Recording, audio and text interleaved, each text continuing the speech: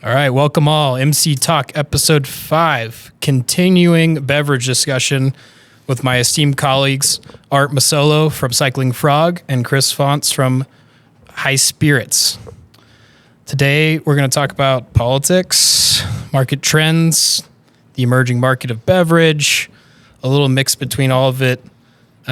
Chris, give me a very short description of what High Spirits does and what your position is. Yeah, so I'm the founder and CEO of High Spirits Beverages, Delta 9, natural Delta 9 THC in a can. It's that simple. That is simple. Art? Art Massolo, and I'm the Vice President of Business Development of Cycling Frog, and we are part of Lazarus Naturals, which has been around for about 10 years as a big hemp producer doing CBD stuff, and for the past 2.5 years, Cycling Frog has been going pretty crazy in the U.S. market. All right, the beverage industry. Hemp beverage, I should start with.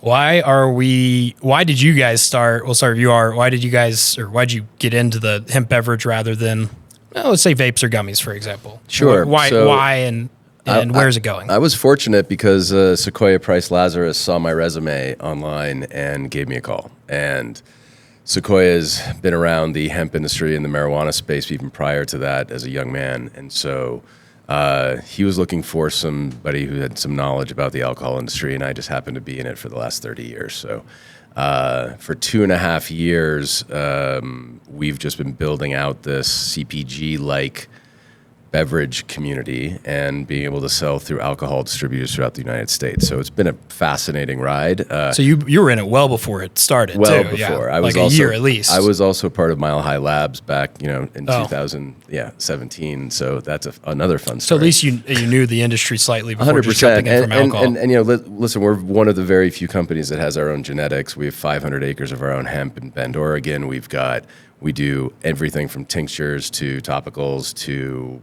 pills. Yeah, I actually didn't know you guys were a part of Lazarus Naturals. Yeah. That's news to me. Yeah, so we do all of our nano emulsification, and we basically produce everything we do other than co-packing our beverages. Which is a regional game, I would imagine. Yeah, we're in Houston, Texas, and we just signed with the 21st Amendment Brewery in California. Awesome. So, yeah. Awesome. How are you enjoying it? It's been great, man. I mean, it's very rare to be able to be part of a completely new category in any CPG company. Tens of billions of dollars incoming. There's a lot of stuff, and but we also make gummies. We also do mints, and so we are a proponent of the entire hemp plant, and we believe that there's ways of working together as a community that we all need to start doing, or else we're just not going to make it through. Yeah, for sure. Well, that'll lead me to my next question. But Chris, how'd you get here? Yeah, good question. You've had a wild ride. It's been a wild ride, yeah. So I actually first met Art when he was at Mile High because I was running Hemp Exchange, which was the first real marketplace for hemp, the hemp supply chain. And, I remember that too. So that was, I'm an early entrant into the hemp space, and when I was at Hemp Exchange, I saw, understood the 0.3 Delta 9 and what that meant for the CPG world. Before anyone else had really caught that. That is true too. And so I ended up launching later down the road through some pivots, Trojan Horse Cannabis, which was really the first Delta 9 company. And it's gummies. We still have Trojan Horse. It's still a brand that's out there. And while selling gummies, my real passion here comes from trying to normalize cannabis, right? We've very unfairly put it in this corner like it's a bad actor inherently, and cannabis is actually the opposite. It's really good for a lot of, we could talk about this all podcast, I'm sure, but we all know it's really good, and I want to push that narrative, and I want to introduce people to it, and I want it to become normal. I don't want it to be a thing. It's just part of your everyday life. Yep. And getting gummies across the board to someone that's never eaten a gummy before, you can do it. There's some people that do it. You got more people that are willing to try a gummy than to try smoking if they're not a smoker. Right? But I kept thinking, how can we normalize this further? And I was reading this book, The Power of Habit. And in that book, they talk about it's easier to replace a component of a habit than to try to break the habit itself. And so I was thinking, I'm not going to get anyone to suddenly start smoking that's not smoking. Some people will start taking gummies, but it's not going to be a regular thing. but what if we just replace the can in their hand with something with cannabis in it? And They're this different than cigarettes and nicotine. Yeah. It's nicotine vapes. Exactly. That's why those are so big. And this existed in the marijuana space. I wasn't the first person to think about cannabis in a can. And D8 beverages and CBD beverages had already existed too. So again, not the first person, but they were kind of anemic in sales. CBD beverages, that's a hard sell. It's a high price point for CBD. And D8 isn't inherently as popular to the entire population as D9 is inherently. That's changing. And I'll has add changed. too, and Delta 8 already had its 2 categories too. So Yeah, I mean, it yeah. was And Delta 8 vapes. And Delta 8 gummies, vapes are right? going to outsell Yeah. Delta 8 beverages all day long, Yeah, right? All right. day. But putting Delta 9 in a can was something that no one was doing on the hemp side. And at the time, these drinks weren't great. And it wasn't because there was something wrong with the drink, but there wasn't a lot of public-facing tech companies that were emulsifying or having emulsification technologies available to a standard brand like me. Right. Like, Keef was doing it. There was groups doing it, but a lot of their stuff was in-house 90% or of very the emulsions proprietary. were always garbage. Yeah, it's just garbage. Yeah, So it's it was bitter. gross. It tasted Tastes like gross. bong water. Yeah. It There's just falled no out. investment. Yeah. Yeah, and so the timing matched perfectly with me wanting to launch a beverage and the technology kind of coming up to speed. Art beat me to market on a beverage by like 6 weeks or 2 months or something. Yeah, but Hey, the good You news were is kind we of pin it- annoyed with that, weren't you? I was super annoyed. So here's why I was annoyed. This is funny though. I was annoyed because we were the first ones to do gummies. Yep. Right, and I remember that day vividly. Do you? The That's MJ great. Biz, when that email Oh, yeah. went out from Yeah, MJ yeah. Biz, I go, holy fuck. Someone did it. that was us, yeah. I remember it. So we were, we wanted to be tip of the spear in every category. So we came out with gummies, and then eventually competitors started popping up. Cycling Frog pops up and gets on my radar, and I'm like, okay, this is cool. And I'm like, you know what? We should probably do like low dose mints because there's a category here for that. and we launch mints, and then Cycling Frog launches mints. And I'm like, you gotta be shitting me. We were just following everything you were doing. And then I'm like, we should You do got like a PI on you following you around. yeah, and so The mint it just factory. for a while I kept thinking like fucking Cycling Frog. Sorry, can we swear in this podcast? Yeah, okay, sure. fucking Cycling Frog. Yeah. I'm like they Do you gotta know have who you're talking to? yeah. I'm like they gotta have cameras in my office or something. And I didn't know Art. I knew Art from Hemp Exchange, but I didn't know Art very well at the time. We weren't connected again. And so I was like, man, these guys have got to have some inside information or something. And reality is not. It's just that we both keep kind of seeing the same thing and, come to the same conclusions. They're not rocket science, conclusions here. Hey, I will say, he texted me about the podcast. I'm like, who do we bring on? He said, Chris. I'm like, that makes a lot of that makes a lot of sense. Thanks, man. Appreciate it. yeah. Cheers. I was like, okay, well, I know you guys are both ears. I'm like, that fucking makes sense. So my next question is about the last 6 months, because I feel like everything's changed probably in the last 2 quarters, violently maybe 4 quarters, but 2 quarters is, I have an investment into a beverage company, but I haven't been paying attention. I'm not gonna lie. Yeah. And the last 2 quarters have been more interesting for me as the investor, I guess. Starting to see more penetration with the alcohol distributors. Minnesota is its kind of own beast, so I kind of throw Minnesota out as an outlier. But a lot of the alcohol beverages still don't want, or the alcohol distributors don't want to sell weeds. You got Total Wine Specs in Minnesota. Throw them into a bundle and throw them out. But now I'm starting to see people have the conversations that are traditional alcohol distributors, which is a shitload of them. So how are you guys seeing the transition of self-distribution into what is becoming more of a 3-tiered system type strategy? I can tell you that it's pretty exciting. We're in 30 states now with alcohol distributors.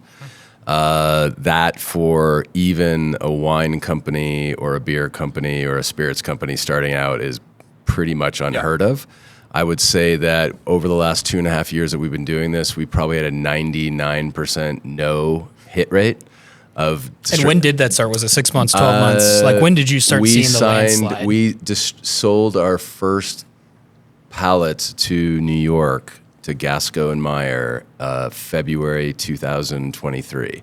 Okay. So that's Still over a year and a Or, half yeah, ago yeah, that 18 this months. all really Yeah. started with. And I think we were one of the first ones to get an alcohol I think you distributor. were, yeah. So, we were at the MBWA show, the National Brewery Wholesalers Association show at the end of 2022, where we met a lot of the brewery guys, distributors, and then it didn't start until the beginning. And so, listen, there's Bevmo, GoPuff, Liquor Barn, Rouse's, Specs, Total Wines, and more. Those are the kind of leading major U.S. retailers that have First their movers. first movers. Yeah. That said, everyone's looking at it. Oh, everybody! I know everyone's looking at it. Everybody's looking at it. And, this has a lot to do with culture. This has a lot to do with people's own personal feelings and whether they're conservative or not or whatever it might be, right? A lot of people's sales are down. Yeah. So, I mean, the beer guys have been the most interested at the moment because of the fact that craft beer is going down. But then, right on their heels are the wine and spirits companies because cheap wine isn't going very far. Younger people especially, are not buying 1.5 liter bottles. Franzia doesn't have the same appeal Franzia that it does used not to. have the same appeal, even though I used to sell tons of Franzia, by the way. I remember drinking tons of Franzia. Oh, so do I. I don't like remembering. No, not at all. So listen, the fact of the matter is that the boat has left, right? We're on the ocean and we are being hit by waves constantly. And so imagine starting, as you've started many companies and you've started many companies, entering into a whole new market, getting 2, 3, 4 truckloads of products going every month, and then all of a sudden, some regulator, some mother, somebody comes in and says, this is killing somebody with no evidence. And that's how it starts. Yep. And a month later, your business could be gone. That's exactly what happened in Massachusetts. Yeah. So, and it could happen everywhere. It's going on Yeah. right now in Missouri. Right now in Missouri. As we live and breathe. Yeah. So the fact of the matter is that hemp has been on its heels since the moment, since inception. Mm-hmm. Marijuana has had a much lengthier period to generate tons of investment. Years. There's billions of dollars involved. Lots of political capital. Where there's left over. maybe hundreds of millions in the hemp industry. Yep. So to look to lobby against marijuana or even the next step pharma, something's got to happen. And that really has to do with how fast we can build as a CPG industry. And that is not just beverage. I think that that's the entire ecosystem. Yeah. And what's super exciting about something you just said is how I think everyone in beverage recognizes the speed of growth is a requirement for success, not for your personal business, right? Because that's also semi-true here, but for the industry. The faster we saturate, the faster a standard American citizen can walk into a store and see a THC beverage, the more foothold we have to do these things that we need to do to combat. It's grassroots. It's grassroots. 100%. And as we've been saying since the beginning, I mean, the fact that, our target demographic are women over the age of 40 and dispensary target demographics are males between the ages of 22 and 40, it's the shopper versus a bunch of dudes that like to buy It's beef a totally jerky, different demo. I right? try to tell people that all the time. Even Delta 8 vape pens are a totally different. 100%. Totally different demo. So, do you want the women going in who are doing typically the most shopping for the household, which has been the typical history of the United States? Do you want to have that as your consumer base, or do you want to have a bunch of guys that, buy chips and a joint? Right? That's what we do. Men aren't that smart. So, it's true. We're not Never been sophisticated either. Do stupid stuff all the time. So the more that this normalizes amongst the female community in a household, and they're the ones bringing these 6-packs and 4-packs to parties, the more that the marijuana dispensary, recreation, medical markets will just reap the benefits of that. But it's going to take a while though. It's a dam. I mean, the dam's cracking.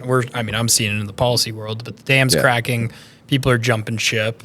Yeah. And you don't want to be on the wrong side of this thing. So might as well play both. If I was in marijuana, I'd just play both sides. Why not? So I've been preaching that for a long time, and we're finally now seeing this really come to fruition, right? I think enough pain points for long enough in that barrier you have in your ego to, I'm not going to do that because I said I won't.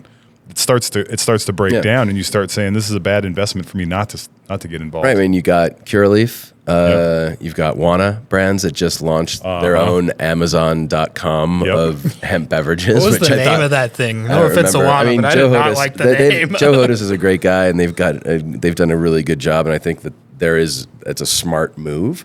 But all of these marijuana companies, not Wana, because they've actually been pretty cool about it all, but there's a lot of guys that are now getting involved in this beverage sector that have spent millions of dollars lobbying against us. Well, and helpful tip to the MSO people, because they're my friends, or some of them hate me, but yeah, that's their problem is you can't get in one foot. So I've seen it with several brands. I won't name them because they're clients, but they jump in with like I can say Curaleaf because they're not a client, but they put one foot in, launch the website as a hedge, but then they don't invest in it. So then it just kind of whittles.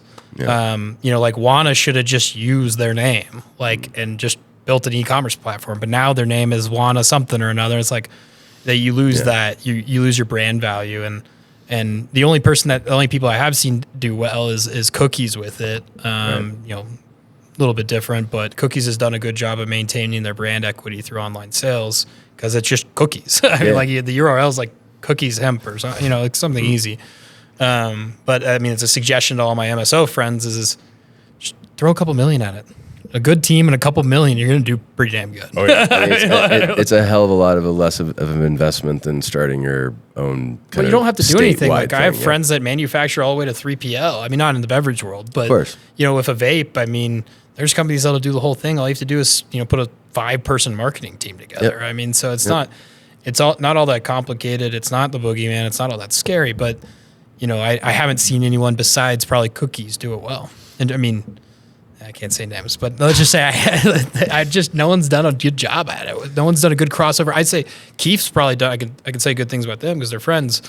I think they've done a pretty good job, but then it's a little bit different because it is beverage only. Right. I mean, listen, on our .com platforms, just on Cycling Frog and Lazarus Natch, I mean, we're doing well over a large number every month, and it's like, but we're only selling from cyclingfrog.com. Right. Like we have no other platforms to sell under. I mean, I think Breeze has figured out how to do some TikTok stuff, and they've done a good job. They've done a great job on leveraging what they've done at Lucid, which is genius, right? So that's impressive to see. But it's also very costly, right? Correct. And then, so if you want to play the wholesale side of this, which meaning that, if you want to have the vape, smoke, CBD channel is one, and the second one is the more traditional CPG through alcohol distributors to retailers. Both of those, the vape shop, not so much, but when we all start selling to supermarkets, we start playing a big boy game where grocery C-store stuff is not easy. Yeah. You have to pay for placements, you've got to invest, you've got to do these trade marketing things, you've got to do a lot of stuff. And so D2C makes a lot of sense. Now, D2C just happens to be one of the things that marijuana really hates about us. Right? Yeah. And so that is one thing I can say. They do not want interstate commerce. Right. No. Because our infrastructure is already set up. I think the more that we talk together, though, I think that there's going to be a willingness to figure out, at least state by state, how they can do hemp products within those states. Why not? Most of them do have online D2C, but again, there's no investment in it, so no one knows about it, right? Because their brand equity is all in regulated markets, which means they aren't going to buy the stuff. Yeah. So the only one that really crosses over, state lines is Cookies. Stysy, apparently it is. Sorry guys, it's Stysy. Jeter. I mean, there's only so many, major brands that would cross over into a place like Florida, for example, which is a multi-billion-dollar, $10 billion plus market. So. Yeah. I think that's their issue, but going back to the alcohol distributors, I mean, there's 400,000 C stores, there's 400,000 restaurants. I don't know how many grocery there are, but there are probably 50,000, 100,000 grocery stores. There's probably 15,000 or less dispensaries. I'm making that number up too, but there's not a lot. I mean, we're talking about a 900,000 point of sale market. It's going to be hundreds of billions of dollars. When do we really see the big shift? I think we're seeing it right now, but where are you guys seeing the shift? We're seeing it now. Yeah. We're just seeing the tipping point. I would also say that, marijuana and hemp have to figure out that, D9 THC is the exact same molecule in the plant, right? I love when people call it D9 or hemp D9. Yeah, I know. It's it's the same fucking thing. It's the same thing. It's the same thing. It's going to get you the same high, no matter if you're eating or drinking 5 milligrams of ours versus 5 milligrams of whoever else. How often do people ask you guys about that? I mean, I don't talk to people like that. It's still pretty regular. Yeah, I figured. I mean, I heard it the other day. I was like mind blown. Like, people in the space. Does this get you high? Yeah, yes, it does. And it's people that have no idea what cannabis is that are asking questions. They're totally confused, and that's expected. Yeah, that's but fine. I still get a lot of questions from regular cannabis consumers who are like, "Yeah, but I don't want any of that fake hemp." I got a question from someone that has a brand. Yeah, they called it D9, and then they called marijuana THC. and they thought they were different. Like, I mean, listen, there's got to be a way to figure out the math that makes it work for marijuana companies to. I can tell you that. I mean, it's a $300 billion market. So there's $75 billion in illicit sales. There's over 30 billion in hemp, and then there's over 30, like in between 30 and 40 billion in marijuana. So it's 80, 150 billion. And that's just what we can account for. So just assume it's double. But let's just say 150 billion. You split it down the middle, it's 75 billion each. Is everyone happy?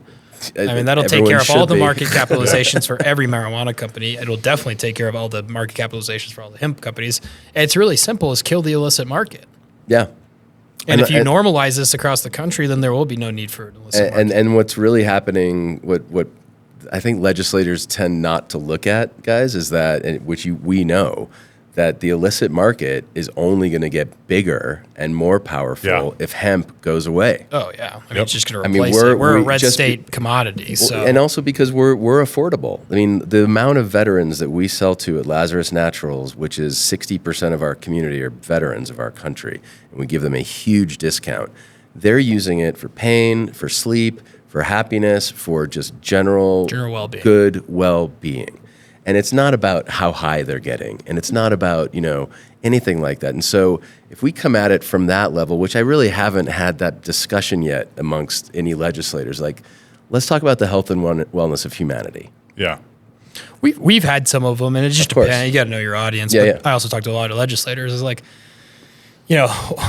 I can't say who it said it, but someone one time said you can't put the shit back in the horse, and that's what I resonate with. So, and he said it to Philip, actually, not to me, but I'll never forget that one, and that one resonates a lot. But at the end of the day, is once the grassroots happens, which is kind of what you were talking about with the soccer moms, for example. Let's just say that word. Is they do know now, and a lot of. Now that the issue, especially with the Mary Miller Amendment specifically, now that everyone's kind of engaged, and even like I wasn't involved in y'all's the California thing, our association was, but we divide and conquer as much as we can. But the California thing, people are jumping on airplanes that I'd never even heard of. I was like, this is what we want. Now we don't want chaos. That's what happened in Florida. Yeah, and we need to really have a unified message too. The problem right now, especially in the beverage sector of hemp, is that we've got folks going rogue. Right. And they're like, I have a policy plan. I'm going to go to my legislation and my regulators, and I'm going to talk to them about it, and I'm going to pitch this position. And inherently, we do need an active community. Like, if you're an operator in the space, 100%. You have to be an activist. That's not the part that's a problem. But you need to be saying the same message that everybody else is saying. Put a tie on. Yeah, and when you go to the state house. Put a tie on. I don't go because I'm not going to wear a tie. Right. But I have a general counsel that will go and put on a tie. Right, so right. It's a little different. I mean, what I guess our association has stood on, and we try to get as many people on board, and we've talked about this, is we have a 4-pillar approach, which is 21 plus, packaging requirements, leave it to the states, and testing requirements. 4 things. Yeah. Mm-hmm. And leave the Farm Bill alone. That's it. I think USHRT is right on that as well. Most of the time. Yeah. They're getting better. Yeah, they're getting better. But that's a simple messaging that we stand behind. Then we write the legislation that's a little bit more in depth, on the state. But it's all fundamentally safe products to people of age, that doesn't prohibit anyone, and no restrictions to access the market. Like our licenses are $500. Yeah, it should be 5 million. That's absurd. I mean, honestly, the C stores don't even want to pay $500, which is a new thing for me, which I think I have a fix for. But we got pushback for a $500 license in Tennessee, for example, from an alcohol distributor, which I just like, oh my God, now I got to figure out how to fix that. But the simple approach is the 4 things, and that's what the marijuana industry started with, or at least I get that they had to make concessions. I talk about it all the time, but now it's time to deregulate. Yeah. You guys are over-regulated and it doesn't work. I mean, how many days of the week do we get a pesticide problem or a mold problem out of marijuana? I've never seen a pesticide and mold problem with our stuff. Yeah. And there's no there's limited regulations. Some states have regulations, but some states don't. I mean, let's just be transparent. I mean, let's just call a spade a spade. We do more testing and more stuff for our products than just about any other CPG industry. Oh yeah. Like the amount, we have an internal testing the lab. amount of work and panels and COAs and information, and then when states then change their rules for more stuff, we have to add that to our. I mean, that each one of those little things is a cost to a business. Right. And so it's being detrimental. It's like the Georgia draft regs right now, where they've got 5 Just was looking at cannabinoids in those. there that most labs can't even test for. Yeah. Which ones They're are they? crazy expensive. don't even know the Delta 8 names. exo. I mean, there's 48 ISO. Yeah, I yeah. know which ones are. And these are cannabinoids that might occur as a result of a conversion, right? Yeah. And so I understand saying if you're going to do a conversion, we want to know what your byproducts Yep, are. Right? There's nothing 100%, inherently totally. wrong with that. But requiring it for every product doesn't even make sense, because if you're not doing a what if you're conversion? a regular old full spectrum CBD product? Yep. Right, you're just doing some extraction, throwing it in a tincture, and calling it a day. You're spending tons of money on these compounds to test them for fact that they're not there. There's no way, and it's just so onerous that it's and they require that the lab has to be registered with the state of Georgia, which Colorado did and was a nightmare in practice. Right, I'm sure you're very familiar with this problem. I'm helping with the issue in Colorado. I don't know anything about the Georgia stuff. Yeah, I mean, it's all know. solvable, right? And like, thankfully, in this case, I think the Department of Ag in Georgia is actually very like, Yeah, hey, but- we want this to work for hemp. Does this work? Give us feedback, as opposed to we want to make this as difficult as possible. Here's the strictest rules we can make. Yeah. Right? They're trying to make it work, and so I think they'll be receptive to removing. Some Yeah, of I these just things, caught but- the manufacturing problem in there. There's no whip protection, so I asked for those to be added. That's the only thing I've done on it. But, Yeah, I mean, that's- just the little things. An 84-page document, I think it is. 83. I was on page 43. I'm like, I'm not Yeah. reading this thing. Yeah. So- Yeah. It. But you're right. I mean, the uniform, and that's the other thing is we started with Tennessee. Well, I started with Kentucky, and then Tennessee, and then we've kind of built off that and made things more unanimous per state. And now our latest draft is in Missouri, but we sent it off to Arizona, Ohio, South Carolina. Oh, I think I forgot to press send on the South Carolina email, but that's a good memory. After a good this refresher, and then podcast. Let's hopefully connect eventually after this on Florida. Arizona, by the way. Sure, got it.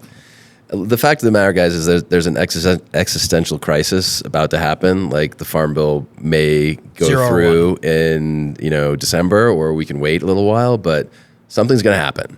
Yeah. And if we can't come together, and if we can't start talking, and if we can't get all of these different communities to at least define the very simple, keep it simple, 4 pillars. stupid is kind of where we need to be federally. 100%. If we start talking about science, No one we're getting understands. nowhere. Yeah, no one understands. That's a really important thing for people listening to the Yeah. show right now that aren't involved in the activism. We don't need to be and should not be heavy in the weeds at a federal level. No, not Right? at all. The conversation right now at a federal level is let's not screw this up, and let's keep Leave the this farm bill crop the same. let's keep this Exactly. crop available for farmers. Yep. Right? That's Yep. the talking point. Yeah. And people come in, they're like, well, we want to talk about specific milligram caps and dosages. I'm like, this is the wrong time and the wrong place. The Farm That's Bill not- is not a consumer packaged good. It doesn't regulate No. CPG. So that's, CPG, that's- it's not even germane. Technically, it's not even germane to have the Mary Miller Amendment in there as it is. People are not right? happy about that. Well, and then throwing in agripreps is even worse. Yep. Yeah. Yep. Which I think we've solved that problem mainly. But yeah. Well, the Wyden bill is going to be interesting. It's going to be interesting. It's going to be very FDA focused, and there's a lot of diverging opinions in the alcohol industry whether or not FDA should be a part of this. Team TTB. Right? Exactly. There might be. Yeah, and TTB is up until today said they have zero interest in it. So But you give them a bunch of money. yeah. It's treasury. that But listen, I changes mean, things. it's what we're selling. Most of the products we're selling has slight intoxication Potential. Potential. So well, the reality. TTB knows how to deal with that. They've Not been to doing it for mention- 94 years. This is my biggest argument for TTB. People are like, or why not FDA? And I'm like, FDA doesn't regulate anything that an adult uses with the intent of getting a psychoactive euphoric effect for recreational purposes. Right. And that's virtually all what TTB does. Yeah. Right. So they've got the experience. They don't freak out like, oh my God, this might get you high. They're like, yeah, that's what we do. We regulate things that get people intoxicated. So, and but is it Deshay, safe? it would fall under Deshay and practicality. God knows what would actually happen, but it's $250,000 per compound. Yeah. There's other ways to make it a little cheaper, but I mean, my company would be screwed. I'll tell you that. Yeah. So Yeah. I mean, Yeah. the reality is the liquor guys and the alcohol guys are coming in, and whether it's actual capital investments, which are very limited right now, the time investments are Yes. huge. pretty massive. So the alcohol guys are coming in. They're coming in hot.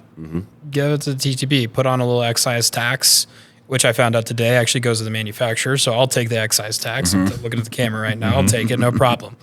But that'll legitimize the industry, and that'll bring in more dollars, because the real dollars won't come in until the Farm Bill is done in 2025, which we can talk about because it's going to be pushed to 2025. yeah. and then it gets kicked to the TTB in 2026, 2027. Yeah. That's probably the reality of the situation. Yeah, and we just can't lay off the gas, though. I want the listeners right now.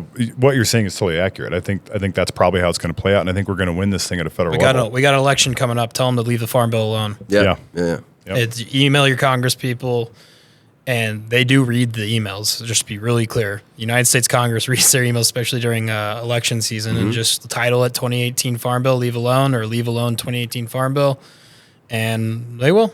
They want to hear back. They want to hear from their constituents, 100%. Yeah, I'm in a different camp. I don't know that we can leave it alone at this point because of the Miller Amendment, the Mary Miller Amendment. We definitely have to have some. I think something has it's to easier happen. To strike it, in my opinion. Yeah. I mean, I helped strike the Agapropes language. Yeah.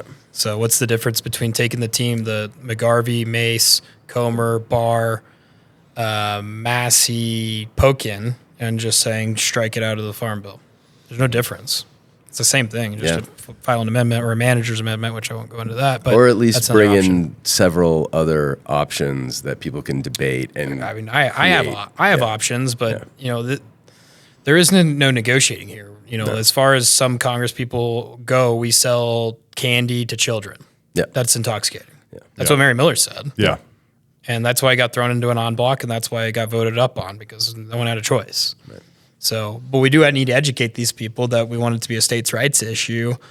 And as someone that's talked to a lot of Congress people, I mean, it resonates. They don't want to mess with something at home. And if the state's regulating it, I think they're okay with it. And then you got to get Treasury involved. I mean, it's just very easy gameplay. I mean, the parity, there is no parity between marijuana and hemp when it comes to taxes.